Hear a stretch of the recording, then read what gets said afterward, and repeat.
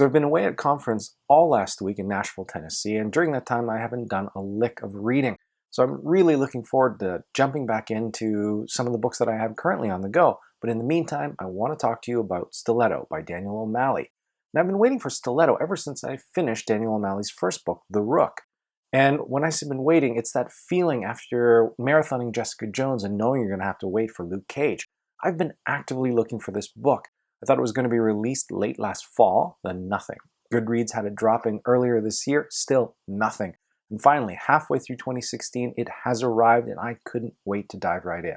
So you would think all that time in bookish limbo would imply some serious editorial rounds, but that certainly doesn't feel like the case here. This is a lot like Harry Potter's Order of the Phoenix, which was a fantastic read, but by that time J.K. Rowling could do no wrong, and no editor in his or her right mind was seriously going to push back on her to tighten up her story. This book, too, feels a little rambling and indulgent. O'Malley has banked a lot of goodwill on the strength of his first book, but this certainly could have been a tighter read. That said, it was still fantastic. This feels a lot like what Manuel Gonzalez's The Regional Office is Under Attack could have been.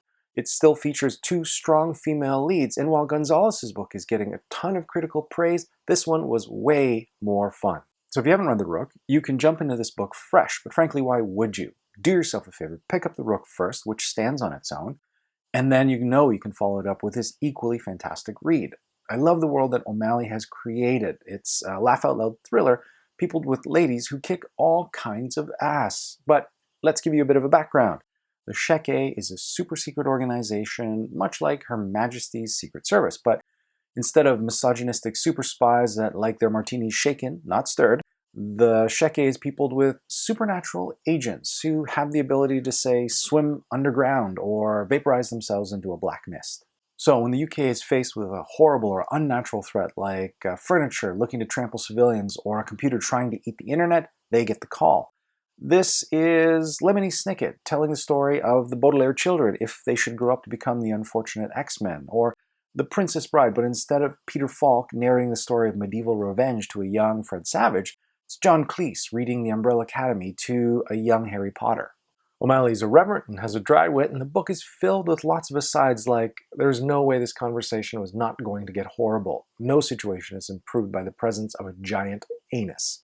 So this isn't exactly high literature. This is more gleeful fun, and I loved it.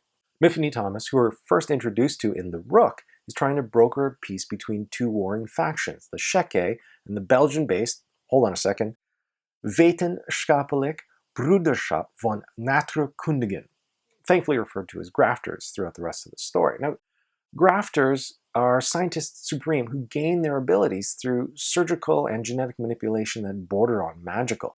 Grafters can create individuals with poison-tipped blades hidden in their forearms, surgically manipulated eyes that can see in the dark. They can create super soldiers with hard carapaces that are impervious to harm and grafted musculature that makes them inhumanly strong. It's implied that Frankenstein was a rogue grafter trying to hide out in the Arctic, and Dr. Moreau was a privately funded project that was experimenting on animals before it went horribly wrong and had to be dealt with. Brokering a peace treaty between the Checquy and the grafters isn't going to be easy, especially considering their long-standing antagonism that stretches back to an all-out war with horrendous casualties on both sides centuries ago. This would be like a fifth-generation Potter trying to broker a peace between Hogwarts and the Death Eaters. With countless deaths on both sides, albeit centuries ago, this seems like an impossible, if not entirely foolhardy task for Myfawny Thomas to take on. But unlike The Rook, the Stiletto isn't the story of Myfawny Thomas. Instead, we're introduced to grafter Odette Lelyfeld and pawn Felicity Clemens of the Checquy. The two are thrown together at a fragile peace accord that's happening in London that threatens to tip over into all-out war. And this is further exacerbated by an external threat that is trying to derail the entire endeavor. Now, this book wasn't as good as The Rook, but to be fair, that book came out of nowhere and delivered something that I'd never experienced before, and I absolutely loved it. Still, this was a fantastic and fun read, and I absolutely devoured this book. I love a review of The Rook that also applies to Stiletto. It's by a critic who talks about how this recreates that feeling you used to get as a child, hiding under the blankets with a flashlight, trying to read just one more chapter. That's exactly how I felt with this read. So there you have it, Stiletto by Daniel O'Malley. Highly recommend it. I've got a lot of catching up to do. I've fallen way behind on BookTube. I've got a lot of books that I need to get back to. I'm looking forward to getting back into the whole thing. Anyway, I hope you guys have a great reading week, and we'll talk to you soon.